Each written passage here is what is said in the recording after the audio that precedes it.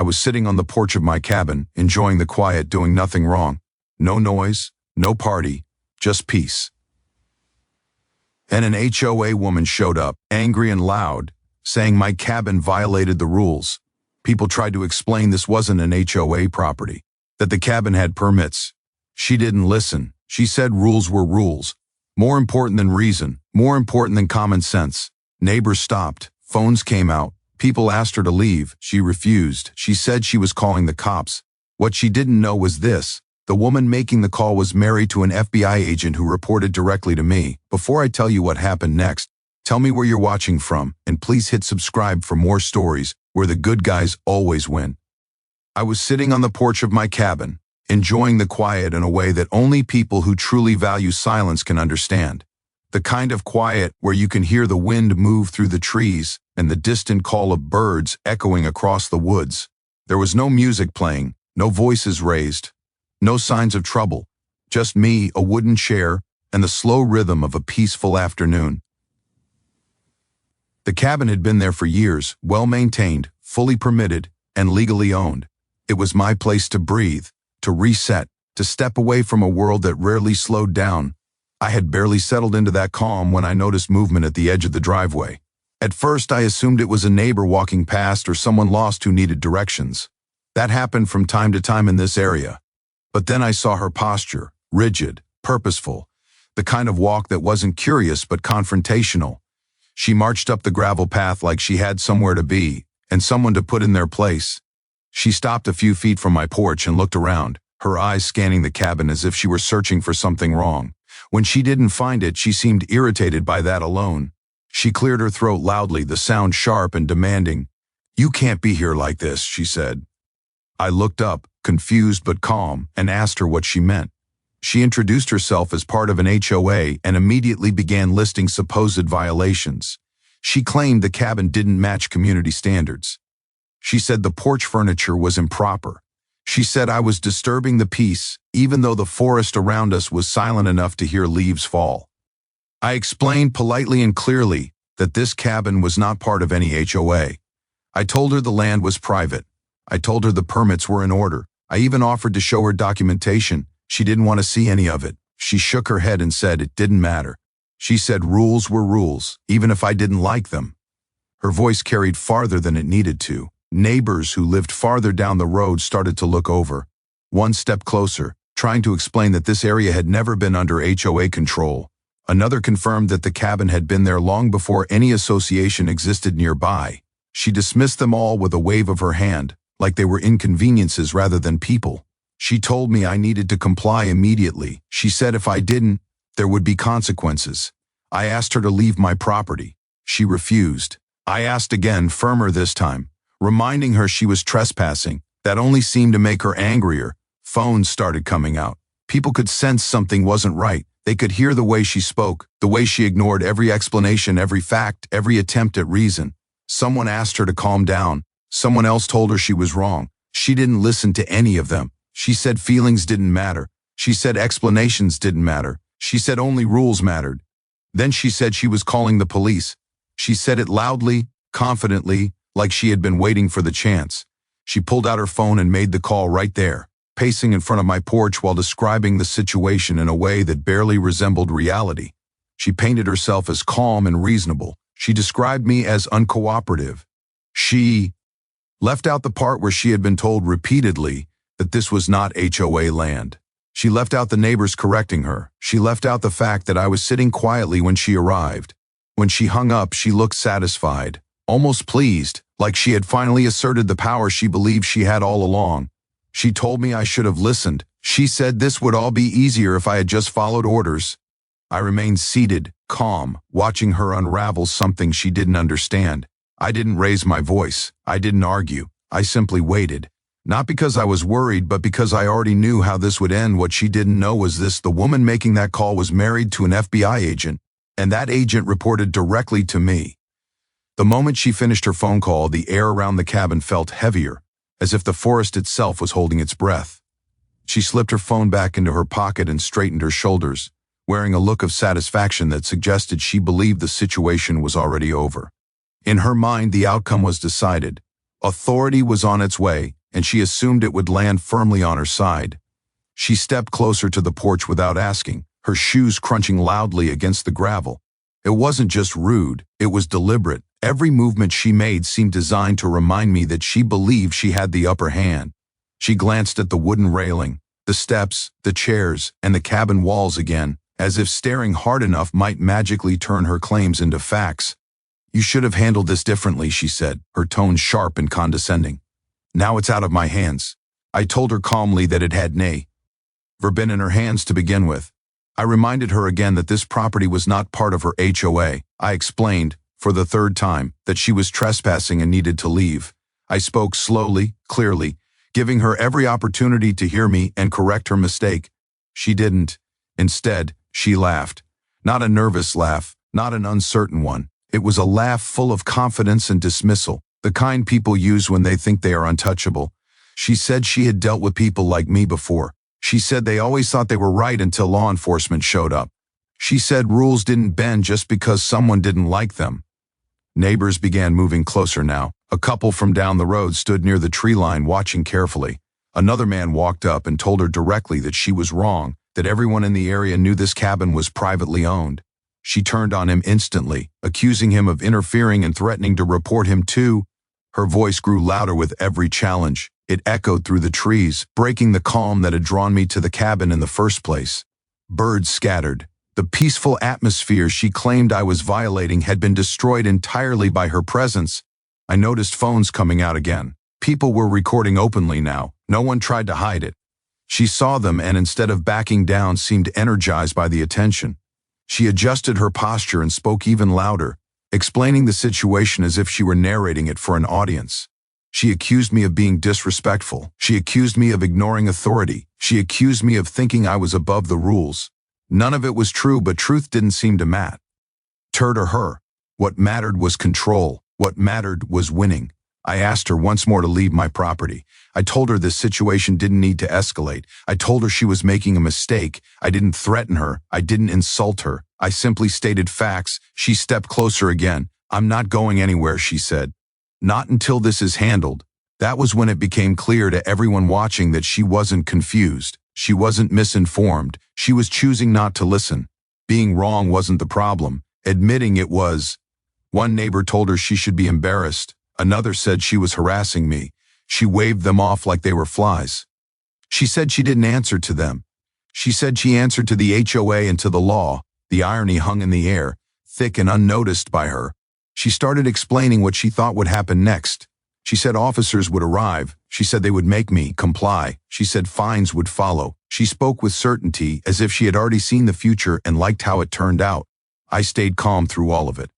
Years of experience had taught me that people who talk this much are often trying to convince themselves as much as others.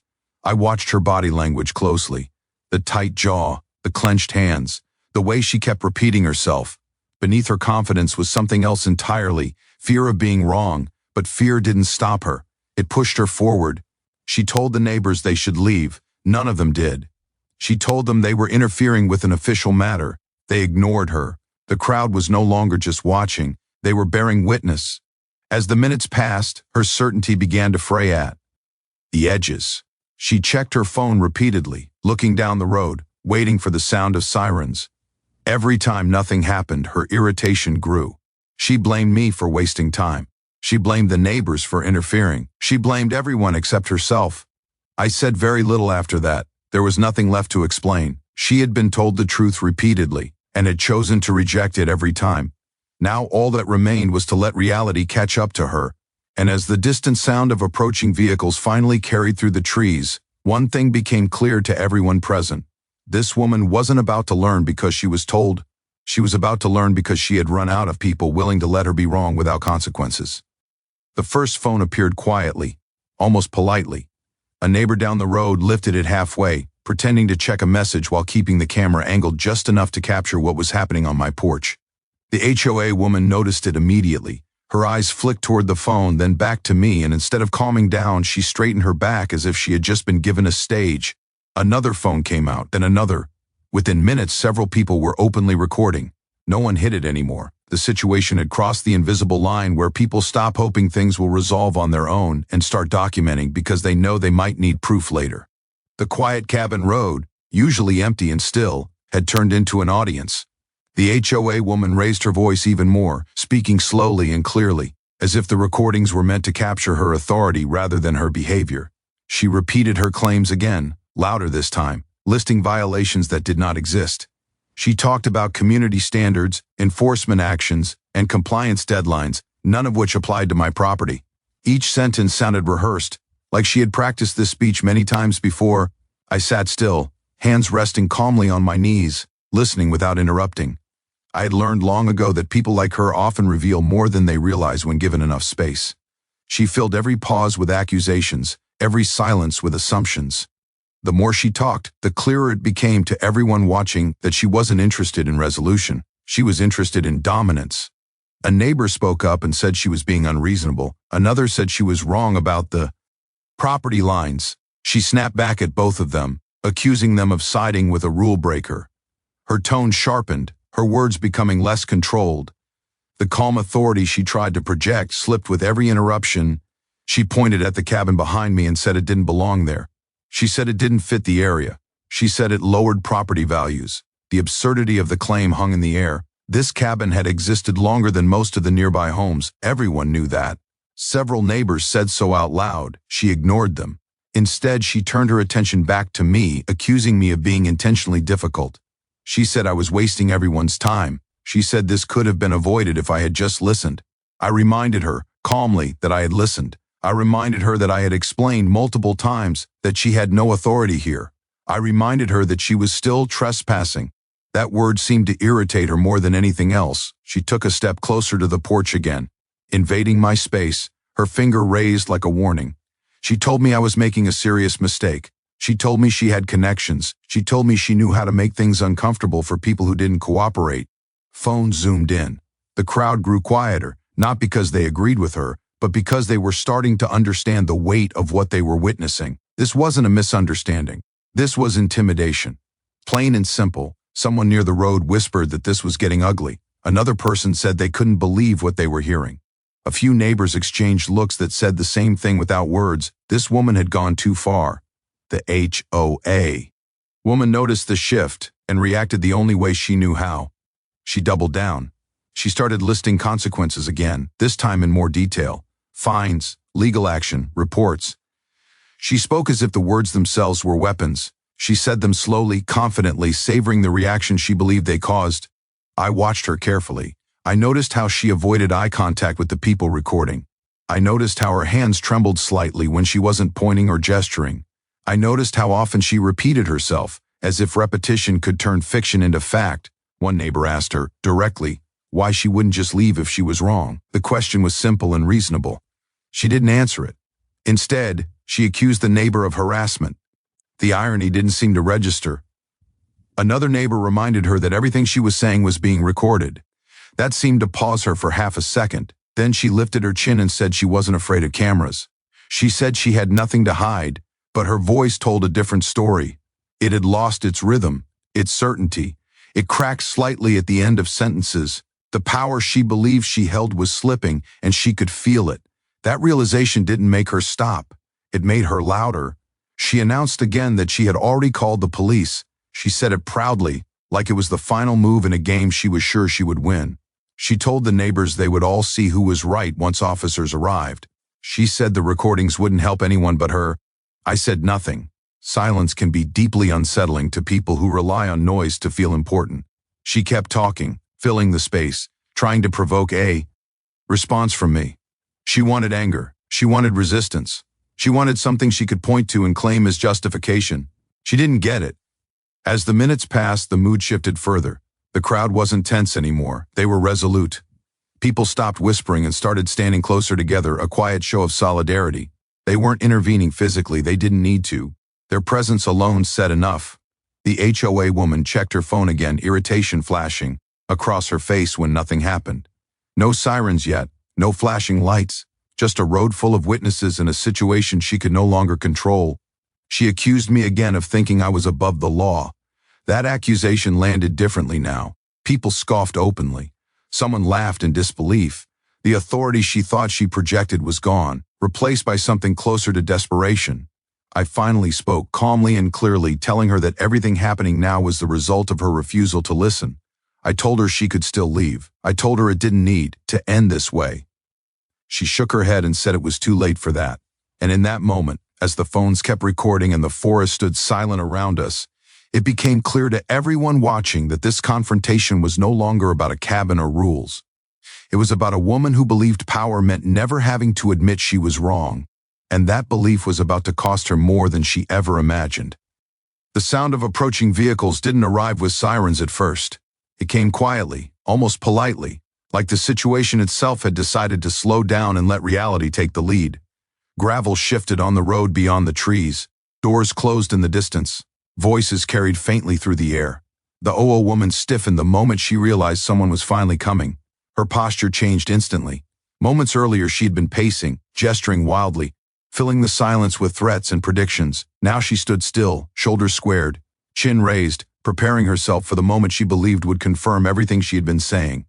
This was it, she thought. The proof, the payoff, the ending she had already written in her head. She turned toward me with a look that mixed triumph and warning. She told me one last time that I should cooperate. She said this was my final chance to avoid consequences. She spoke carefully now, clearly aware that every word was still being recorded. I stayed seated. That seemed to irritate her more than anything else. She wanted visible concern. She wanted fear. She wanted submission. Calm didn't fit her script, and she didn't know how to handle it. The neighbors shifted their attention toward the road. Phones adjusted angles. No one spoke. The air felt charged, like the moment before a storm breaks. The forest was quiet again, as if even nature was waiting to see what would happen next. 2 local patrol vehicles came into view and slowed as they approached the gathering. They parked along the roadside, officers stepping out calmly, scanning the scene. They saw the phones. They saw the small crowd. They saw the woman standing rigidly near the porch and me seated behind her. The old woman moved quickly now, stepping away from the porch and toward the officers before they could even approach fully. She began speaking immediately, her voice high and urgent, launching into her version of events without waiting to be asked a single question. She said she was being harassed. She said she was enforcing community rules. She said I had refused to comply and had been disrespectful. She said neighbors were interfering and filming her without permission. She spoke rapidly, stacking accusations on top of one another, trying to overwhelm the situation with her narrative. The officers listened. They didn't interrupt her. They didn't stop her. They let her talk until she ran out of breath. When she finally paused, clearly expecting validation, one of the officers calmly asked a simple question. "Ma'am, is this property part of your HOA?" She hesitated, just for a second, but it was enough. That hesitation rippled through the crowd. She recovered quickly, saying it bordered HOA land and that enforcement extended to surrounding areas. One officer nodded slowly, then asked for documentation. She didn't have any. She waved the request away, insisting that wasn't necessary. She said everyone knew the rules. She said enforcement didn't require paperwork. The officers exchanged a glance. It wasn't dramatic. It wasn't confrontational. It was professional, and that seemed to unsettle her more than anything else. One of the neighbors spoke up and confirmed that the cabin was private property and not part of any HOA. Another neighbor added that this woman had been told repeatedly to leave. Several phones captured the MO. Meant from different angles. The HOA woman's tone shifted again. She accused the neighbors of lying. She accused them of ganging up on her. She said they were biased. Her voice rose, frustration breaking through the controlled authority she had tried to maintain.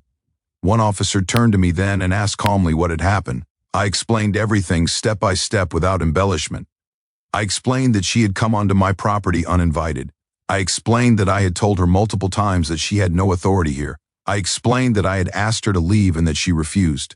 I explained that neighbors had witnessed the entire interaction. The officer nodded and thanked me. That should have been the moment she realized things were not going her way. Instead, she interrupted. She pointed at me and said I was lying. She said I was manipulating the situation. She said I thought I was smarter than everyone else. She demanded the officers do something. She demanded action. One of the officers asked her to step back and lower her voice. She complied reluctantly, crossing her arms tightly across her chest. Her confidence was cracking now, small fractures appearing beneath the surface. The officers stepped aside briefly, speaking quietly to one another. The crowd waited. Phones stayed raised. No one moved. Then one of the officers turned back toward her and explained, calmly and clearly, that she was trespassing. He told her she had no authority on this property. He told her she needed to leave immediately. Her face flushed red. She laughed again, but this time it sounded forced. She said they didn't understand. She said this wasn't over. She said she would be making calls of her own. She reached for her phone with shaking hands. That was when she made the call that changed everything. She stepped a few feet away, turning her back slightly, and dialed a number with confidence that seemed almost desperate. She spoke loudly enough for everyone nearby to hear. She said she needed help. She said local officers were siding against her. She said she was being mistreated while doing her job. She said her husband would straighten this out. The name she spoke next landed like a stone dropped into still water. She said it proudly, as if it were a shield, as if it were the final authority, as if it erased everything that had happened so far. One of the officers froze. The other officer looked up sharply. The neighbors murmured, because that name was not unfamiliar. It carried weight. Not the kind that intimidates civilians, but the kind that means accountability. The kind that doesn't disappear when spoken aloud. The kind that invite scrutiny instead of fear. The HOA woman didn't notice the shift right away. She kept talking into her phone, complaining, exaggerating, presenting herself as a victim. She paced while she spoke, glancing at the officers with smug confidence, convinced reinforcements were coming. The call ended. She turned back around, satisfaction on her face, and announced that everything would be handled shortly. She said people would be embarrassed. She said apologies would be owed. The officer closest to her spoke quietly into his radio. He didn't call for backup. He called to confirm. The silence that followed was heavy and unmistakable. Even the HOA woman seemed to sense that something had changed, though she didn't yet understand what. Her smile faded slightly as she waited for the reaction she expected and didn't get. When the officer looked up at her again, his expression was no longer neutral. It was firm. He told her to stay where she was, and for the first time since she had arrived, the woman who had spent the entire afternoon asserting control realized she might not be the one deciding what happened next. The moment the officer told her to stay where she was, the shift became impossible to ignore. It wasn't loud. It wasn't dramatic. It was subtle but unmistakable. Authority had quietly changed direction, and everyone present could feel it. The HOA woman frowned, clearly confused. She asked why she needed to stay. Her voice was no longer sharp or commanding. It carried a nervous edge, now, one she had worked hard to hide earlier. She glanced down the road again, expecting someone else to arrive and restore the balance she believed she deserved. No one did. Instead, the icers moved with calm purpose. One stood slightly closer to her, not aggressively, but firmly enough to make it clear she was no longer in control of the situation. The other officer spoke into his radio again, confirming details, repeating a name, listening carefully to the response on the other end. The neighbors leaned in, phones steady, capturing every second. No one interrupted, no one spoke. The forest seemed to hold its breath with them. The HOA woman crossed her arms tighter, her confidence draining by the second. She tried to recover by scoffing, saying this was ridiculous. She said her husband would clear everything up. She said there had been a misunderstanding. The certainty she once projected had been replaced with brittle deflection. One of the officers finally spoke again. His voice was even, professional, and unmistakably serious. "Ma'am," he said, "the individual you mentioned is not only aware of this situation now, but has requested clarification." Her expression changed instantly. At first, relief flashed across her face. She assumed this meant validation. She assumed this meant the tide was about to turn back in her favor. She straightened her posture again, lifting her chin, preparing to reclaim her authority. Then the officer continued, "He has also asked us to document everything very carefully." That relief vanished.